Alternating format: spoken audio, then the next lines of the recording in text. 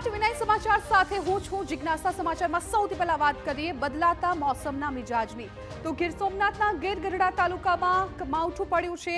જે પ્રકારે હવામાન વિભાગે વરસાદની આગાહી આપી હતી એ જ પ્રકારે રાજ્યના અનેક વિસ્તારોમાં સ્થિતિ જોવા મળી રહી છે। ત્યારે ગીર-ગઢડા તાલુકાના ગ્રામ્ય વિસ્તારમાં માવઠું પડ્યું। ભારે પવન સાથે કમોસમી વરસાદ।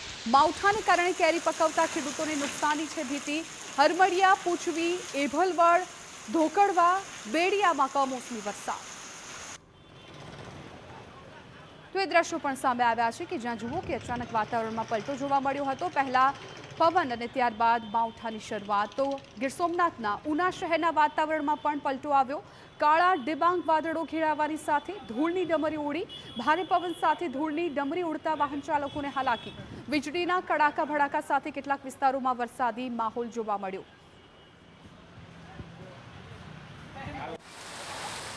તો જે પ્રકારે હવામાન વિભાગે કમોસમી વરસાદ થાય તે પ્રકારની આગાહી વ્યક્ત કરી હતી ને એ જ પ્રકારે રાજ્યના અનેક એવા શહેરો છે કે જ્યાં વાતાવરણ જોવા મળ્યું હતું। આ દ્રશ્યો પણ જુઓ કે જે ગીર સોમનાથના છે। ગીર સોમનાથના ગીર-ગઢડા તાલુકાની વાત હોય કે પછી ઉના શહેરની વાત હોય, આ તમામ જગ્યા પર મોસમનો મિજાજ છે બદલાતો જોવા મળ્યો હતો। કમોસમી વરસાદ જોવા મળ્યો હતો।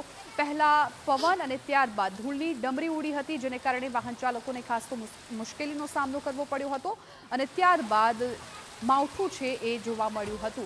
એટલે આ માવઠાને કારણે ખાસ તો ખેડૂતોમાં ચિંતા વધી ગઈ છે કેમ કે ખેડૂતો છે એ અત્યારે વાવણીની શરૂઆત કરતા હોય છે ને આ માવઠાની વચ્ચે હવે કેવી રીતે તેઓ વાવણી કરશે તેનું પણ અત્યારે પ્રશ્ન સતાવી રહ્યો છે। સંવાદદાતા દિનેશ મોરિયા મામલે વધુ જાણકારી આપવા માટે અમારી સાથે ફોન લાઈન પર જોડાઈ ગયા છે। દિનેશ, જે પ્રકારે હવામાન વિભાગની પણ આગાહી હતી, દિલીપ, જે રીતે હવામાન વિભાગની પણ આગાહી હતી એ વચ્ચે અનેક એવા શહેરો છે કે જ્યાં વાતાવરણમાં પલટો જોવા મળ્યો છે। કયા શહેરોમાં કમોસમી વરસાદ પડ્યો છે અને શું છે સ્થિતિ? જી, વાત કરવામાં આવે તો ગીર સોમનાથ જિલ્લાના કુલ 6 તાલુકા છે, પરંતુ ભારે અસહ્ય બફારો અહીંયા પર જોવા મળી રહ્યો છે।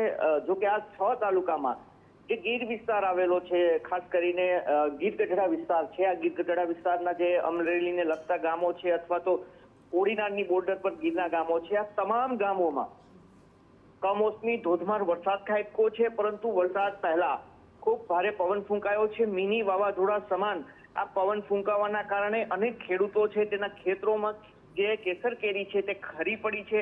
ખેડૂતોને ખૂબ મોટો ફટકો પડ્યો છે।